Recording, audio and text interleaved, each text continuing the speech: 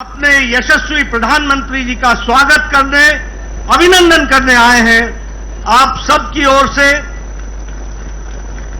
और करोड़ों भारतीय जनता पार्टी के कार्यकर्ताओं की ओर से मैं भारत के यशस्वी प्रधानमंत्री आदरणीय नरेंद्र मोदी जी का हार्दिक अभिनंदन करता हूं, स्वागत करता हूं।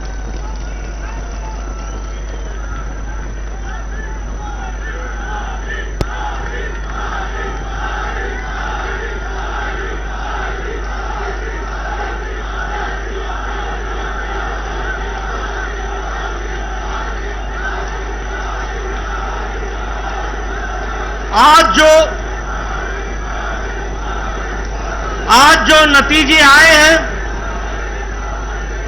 जिसमें हमें एक तरफा भारत की जनता का, 4 राज्यों का जो आशीर्वाद मिला है,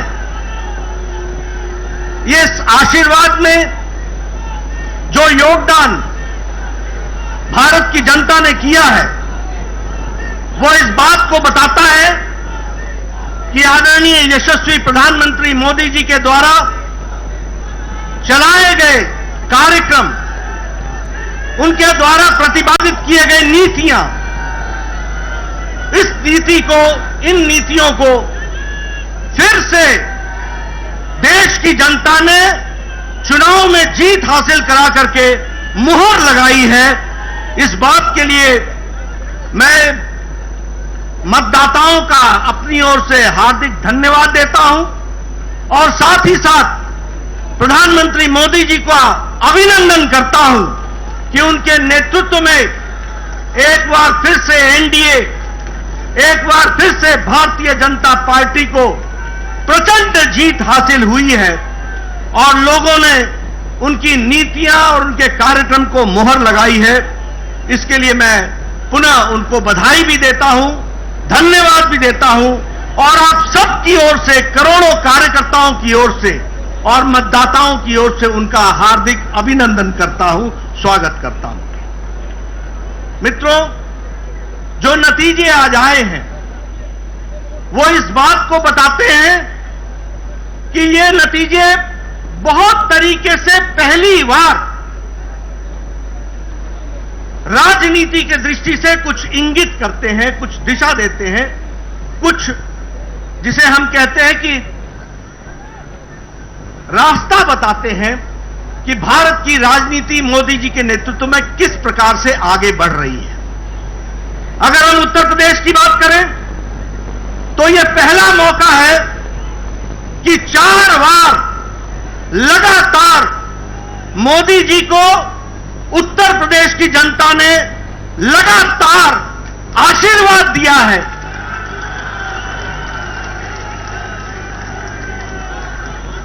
2014 में प्रचंड जीत हासिल हुई थी उत्तर प्रदेश में लोकसभा में। 2017 में प्रचंड आशीर्वाद उत्तर प्रदेश की जनता ने दिया था और हमारी सरकार बनाई थी और 2019 में फिर से लोकसभा में भारतीय जनता पार्टी को मोदी जी के नेतृत्व में आशीर्वाद मिला था और इस बार फिर से 2022 में चौथी बार लगातार भारतीय जनता पार्टी को आशीर्वाद मिल रहा है।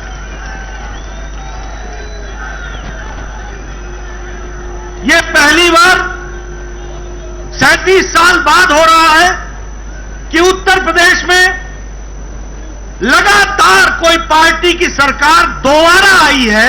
यह 37 साल बाद उत्तर प्रदेश की धरती पर हो रहा है और हमारा वोट शेयर भी 42% से ज्यादा बढ़कर के आया है। इसी प्रकार हम देखें तो उत्तराखंड जब से राज्य बना तब से हमेशा वहां सरकार बदलती रही, हर चुनाव में सरकार बदलती रही, लेकिन मोदी जी के नेतृत्व में उत्तराखंड का चुनाव लड़ा गया और उत्तराखंड की जनता ने भी फिर से दोबारा और पहली बार दोबारा सरकार बनाई है और उत्तराखंड में भी भारतीय जनता पार्टी को बहुमत दिया गया। अगर हम बात करें मणिपुर की, तो मणिपुर में भी पहली बार विशुद्ध भारतीय जनता पार्टी के बहुमत से अब हमारी सरकार बन रही है। यह परिस्थिति आई है, इसको भी हमको याद रखना चाहिए। और अगर हम गोवा की बात करें तो वहां हम इस बार हैट्रिक बनाने जा रहे हैं, तीसरी बार हम सरकार बनाने जा रहे हैं।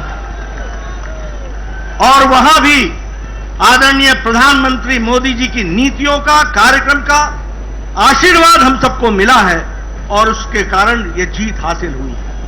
मित्रों, जहां हम आज 4 राज्यों में सरकार बनाने के लिए अपने बहुमत के साथ खड़े हैं, वहीं कल के नतीजे जो असम के म्युनिसिपल बोर्ड के आए, कॉरपोरेशन के, आपको जानकर खुशी होगी कि 80 म्युनिसिपल कॉरपोरेशन में 77 में भारतीय जनता पार्टी ने जीत हासिल की। और आज वहां भी एक बाई इलेक्शन था मंझोली का, वह भी सीट प्रचंड मार्जिन के साथ भारतीय जनता पार्टी ने जीती है।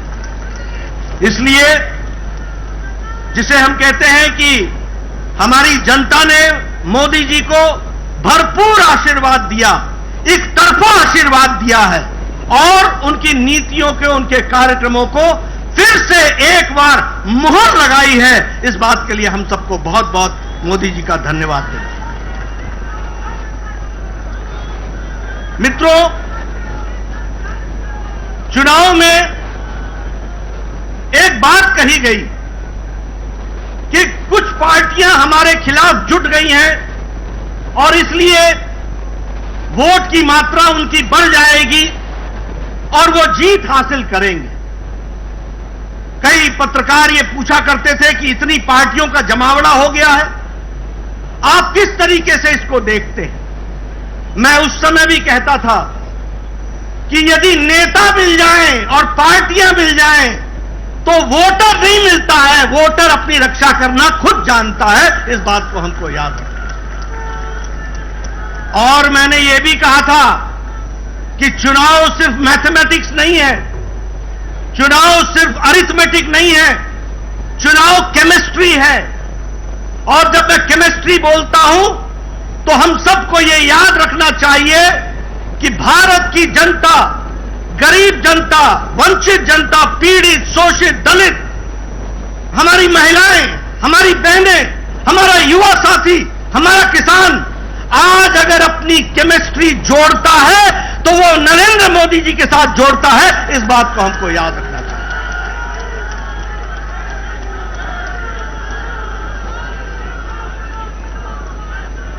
ये रसायन शास्त्र का मोदी जी की गरीबों के प्रति, जो वंचित थे, पीड़ित थे, शोषित थे, समाज के अंतिम पायदान पर खड़े थे, उनको सशक्तिकरण देने का काम मोदी जी ने किया, प्रधानमंत्री जी ने किया।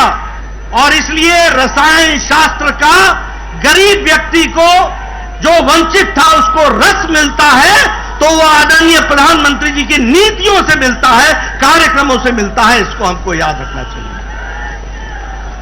मित्रों, जब हम गांव, गरीब, वंचित, पीड़ित, शोषित, दलित, इनकी बात करते हैं तो हम साथ में यह भी कहते हैं कि चाहे उजाला हो, उज्ज्वला हो, सौभाग्य हो, आयुष्मान हो, प्रधानमंत्री गरीब कल्याण अन्न योजना हो, प्रधानमंत्री किसान सम्मान निधि हो, ये सारे के सारे कार्यक्रम साधारण व्यक्ति का सशक्तिकरण करते हैं। और वो साधारण व्यक्ति जब चुनाव आता है तो अपना कीमती मत को संभाल कर रखता है और मोदी जी के नाम पर वो कमल के निशान पर बटन दबाता है।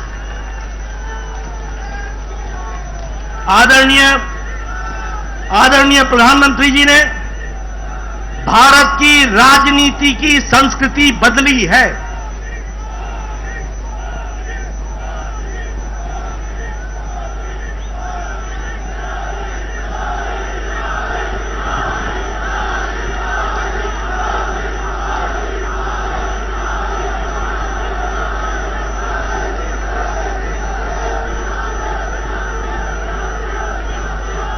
आदरणीय प्रधानमंत्री जी ने भारत की राजनीति की संस्कृति बदली है।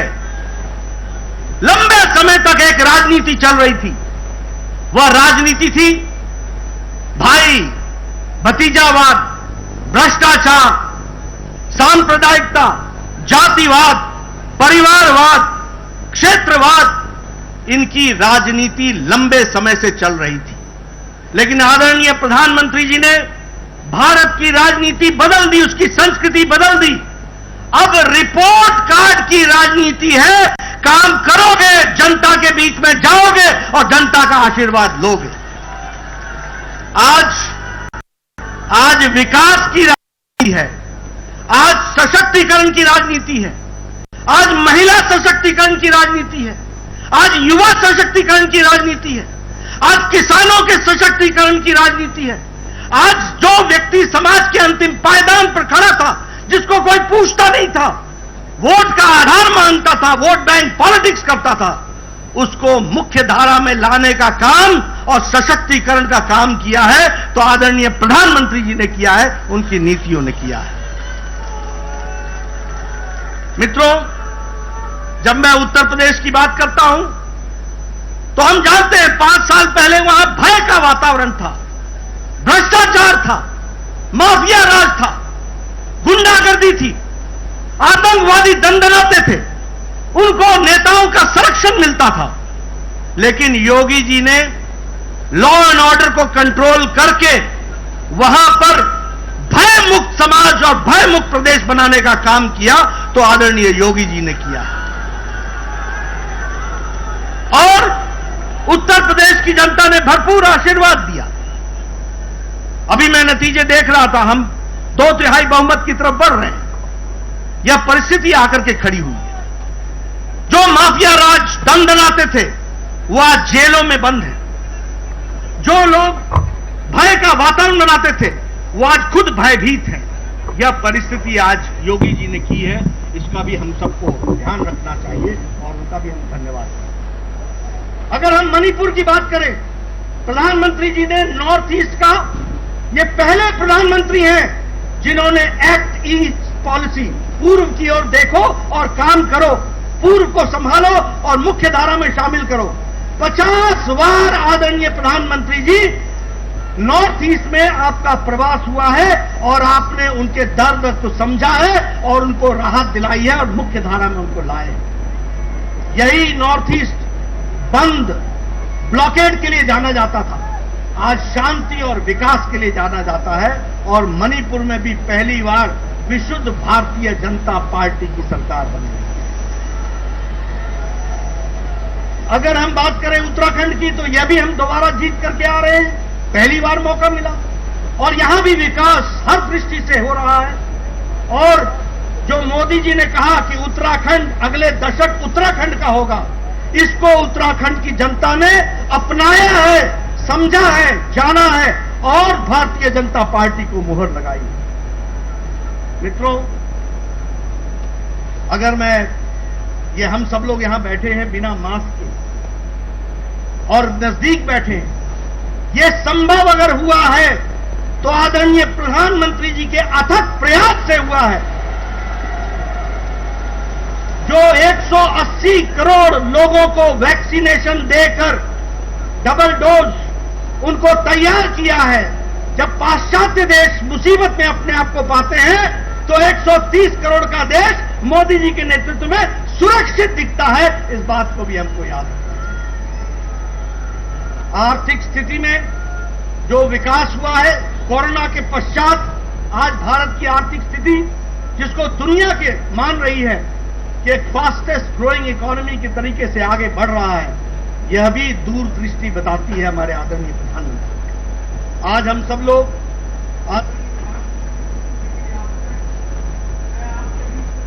नहीं रहूंगा, मैं इस मंच से जहां आदरणीय प्रधानमंत्री जी को धन्यवाद देता हूं, सभी केंद्रीय नेताओं को धन्यवाद देता हूं, सभी हमारे प्रदेश के नेताओं को धन्यवाद देता हूं, वहीं मैं अपने करोड़ों करोड़ों कार्यकर्ताओं को बधाई और धन्यवाद देता हूं। कार्यकर्ताओं ने जमीन पर जाकर अथक प्रयास किया, क्या नेता, क्या कार्यकर्ता, क्या विस्तारक, क्या हमारे प्रवासी कार्यकर्ता, सबने अपना पूरी ताकत लगाई और आपकी जमीन पर मेहनत रंग लाई और मोदी जी की नीतियों को वोट में परिवर्तित करने में आपने अपना योगदान दिया। मैं आप सबको भी इसके लिए बधाई देता हूं और धन्यवाद देता हूं। इसी तरीके से हम लोगों ने आगे बढ़ना है और 2024 में भी इससे और आगे बढ़ करके जाना है और आप सब कार्यकर्ताओं ने अथक प्रयास अपना जारी रखना है, ऐसा मैं आपसे निवेदन करना चाहता हूं। आपके राष्ट्रभक्ति को मैं सलाम करता हूं। आपके राष्ट्रभक्ति के साथ, पार्टी के साथ खड़े होकर के कार्य को करने की मैं साधुवाद देता हूं और इसी प्रकार से हम सब लोगों ने आगे बढ़ना है और भारत को मोदी जी के नेतृत्व में यशस्वी बनाना है।